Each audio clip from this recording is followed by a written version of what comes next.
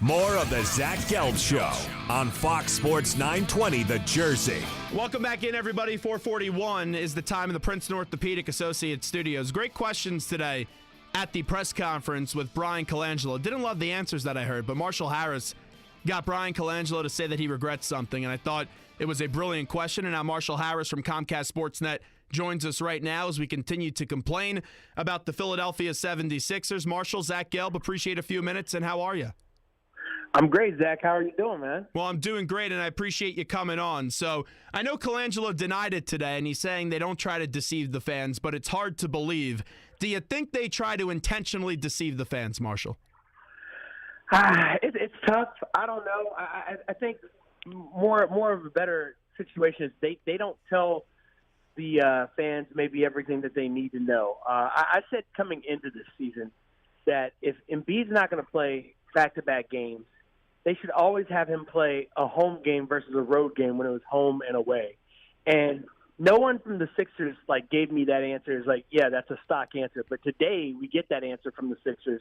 And it seemed like at some point Brian Colangelo and the gang learned something about that after that TNT game where they played instead of at home against the Wizards, a game that, to be fair, they won. They didn't play Joel Embiid. And then the next day on national TV against Cat and Andrew Wiggins, he did play, and the Sixers got embarrassed in that game, by the way. But it's like, if your fans, your home fans are playing, you should play in front of the home fans. It's pretty cut and dry to me. They've sat through 3 years of this just awful basketball. 19, 18, 10 wins last season.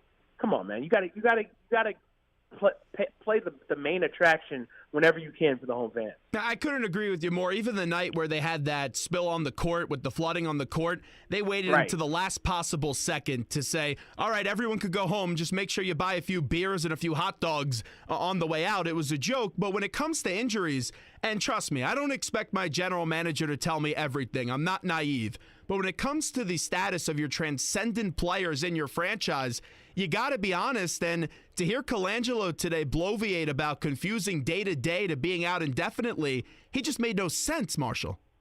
Yeah, I think first of all, it was smart on his part to finally just come through and say, we messed up. He actually admitted that today. That's the first time I've heard him admit that. And I think he learned his lesson and knows going forward, you can't do that. You just can't do that to these fans who are taking their disposable income, and they want to see Joel Embiid play. And, it wasn't a day-to-day situation. It never was. After the game against Houston, in which he came back too early, in my opinion, obviously hindsight is 20/20, but I think everybody would agree. I know he dropped 32 points on the Rockets that night, but after the game, you hear him at his locker talk about the fact that, hey, they said I was supposed to be out 2 to 3 weeks with this bone bruise to heal, but I convinced them to let me play. And no one else except for Joel Embiid said anything close to that. The team should have told fans that, and they probably shouldn't have let him play. I mean, they definitely shouldn't let him play if you look at what's happened since then, but even at that point, if you're telling us it's all kid gloves, we've got minutes restrictions, he's not going to play more than 28 minutes in the game, he definitely can't play back-to-back. What is the difference between him not playing and him playing? The only thing I can see, and the only thing fans can see from an optics standpoint is, hey, this game's on national TV. You got to get him out there. They say that he's going to be out for a minimum of 4 games. It's tough to believe the Sixers, clearly with injuries. Is he going to play again, Marshall, this year? I know he wants to play again this year. But will he? I think Joel Embiid is conflicted himself in that he wants to play. He feels like he's good enough to play probably now, even though he's got some pain and he's still got some swelling. I'm not sure. We'll hear from Brett Brown later today in terms of how he felt after going through his first full practice yesterday, because Embiid told me it's not right after practice, it's the day after where really is there swelling. Is he asymptomatic? He's got to be asymptomatic for them to play him again. He hasn't yet gone without any swelling. So I'm not going to be overly optimistic and believe that after a week he's actually going to play after missing the next 4 games. But if he does at some point become asymptomatic, and again, he told me, I asked him directly, are you asymptomatic now? Have you been asymptomatic? He says he hasn't been. He's had a little bit of pain or a little bit of swelling, and it may be very, very, very, very little. But it all has to be gone for him to step on the court again. So I don't know if he's going to play again, but I would lean to say yes. But you never know with these types of injuries. It could linger, and if it lingers, next thing you know, you're looking at a situation when there's 5 or 6 games left. He's shut down. Marshall Harris with us right now from Comcast Sportsnet, Zach Gelb Show, Fox Sports 920, the Jersey. The long-term state of this franchise, I still think they're in a very good position when you have Embiid, when you have Simmons, and they got to get healthy. You also have Saric, and then those picks that look very promising with the Lakers and the Kings. Where's your confidence, though, in Colangelo that he's the right guy to make sure that this team ends up becoming a contender for the future?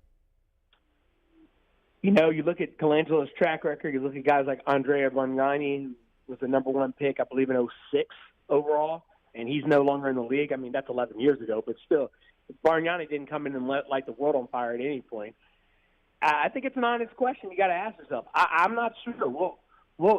Only time will tell. I know people hate answering questions like that, but to be honest, he's got Joel Embiid, he's got Ben Simmons, he's got some other parts, and he's got a bunch of assets to go get whatever other parts he needs, whether it is by the draft or whether it's trading to get another superstar. He's got the cap space. It's all set up for him. There's never been a better situation for Brian Colangelo. This is it for him. Like, if you think you can get it done, get it done. If not, we'll know that Brian Colangelo is not a good enough front office guy to get things done. With the trade yesterday, we just had on the Mavs play-by-play guy, and they're laughing at us here in Philadelphia because that was highway robbery yesterday. Your thoughts on the Nerlens Noel trade where they didn't get nearly enough back for Nerlens Noel? I would have kept Nerlens Noel for the rest of the season. I agree. One, as a show of goodwill to the fans, and two, that if there wasn't that big of a market for him, as Brian Colangelo says, then are we sure that he was going to get signed to this ridiculous contract they wouldn't be able to afford? And I understand allocating your resources and your money in contracts. You don't want to give too much for a backup center. But I think it's a unique case with Joel Embiid. You want a guy that comes in and there's no drop-off from a defensive standpoint. Brett Brown's been very adamant. They want to build a defensive identity. One way to do that is make sure you've got rim protection for all 48 minutes of your game. I like Rashawn Holmes. I think he's a good player, but he's not Nerlens Noel, and he's certainly not Joel Embiid. I thought the no trade at the draft this year really just killed the market for either of these two big guys that they were trying to trade in Noel or Okafor. But with Okafor, he's here, and we'll see if they make a trade now at this draft. There was talks about that today in the press conference with Brian Colangelo, but he does have a cheap deal with the remaining years left on that rookie contract. Is there any chance that they could save Jahlil Okafor here in Philadelphia, or is this just a loss with Jahlil Okafor in Philly? It's possible, but that's going to be on Jahlil Okafor. Jahlil Okafor's got to show some defensive aptitude that he has yet to show in the NBA. And you know what? The rest of the season will be a good run for him because we'll see if there's anything he can do to improve what's going on defensively. We know he can score with the basketball in his hand, but can he be a part of this pace and space offense that Brett Brown envisions, or is he just not a good fit for what the Sixers as an organization are trying to do? We'll find out, I think, between the now and the end of the season. Remember, he's not just playing, for his Sixers future. He's playing for his basketball future because the better he plays in Joel Embiid's absence and then subsequently as Joel Embiid's backup, that's going to determine how badly other teams want him as well. Marshall, last one, because I know you got to run and get on some TV, and you're going to be doing some great TV today. Marshall Harris from Comcast Sportsnet. With Ben Simmons, a lot of people, you know how talk radio is. Everyone has a theory, and some of the theories right now is that his agent was imploring the Sixers not to play to get the bonus in the Nike contract for Rookie of the Year. Do you believe that theory, or is this just, it's a legitimate injury that the healing progress isn't what they thought it was going to be? I think that's a possibility, what you say about the agent and maybe getting bonuses in terms of Rookie of the Year, all that stuff. But I do believe that the CT scan came back and his foot wasn't healed. So I think I do take them at their word for that because if you look last night, Ben Simmons himself actually posted, I think, a dark photo on Instagram, all black, and just said mood. I think that was his indication. He was letting the world know that he did not get good results from that CT scan. What do you think the vibe in the building's going to be tonight? Because I could see the fans having some bad chance for Colangelo tonight. It's going to be great until the Wizards pull away. And I don't know if they can run with John Wall, Bradley Beal, the hottest team in the NBA, really.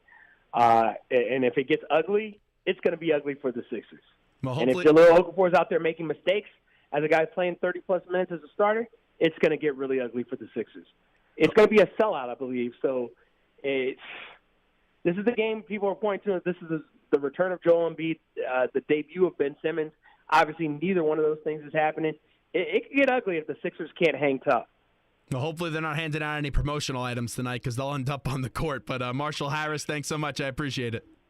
All right, Zach, thanks for having me. Anytime. Thank you. There's Marshall Harris from Comcast Sportsnet on the Zach Gelb Show.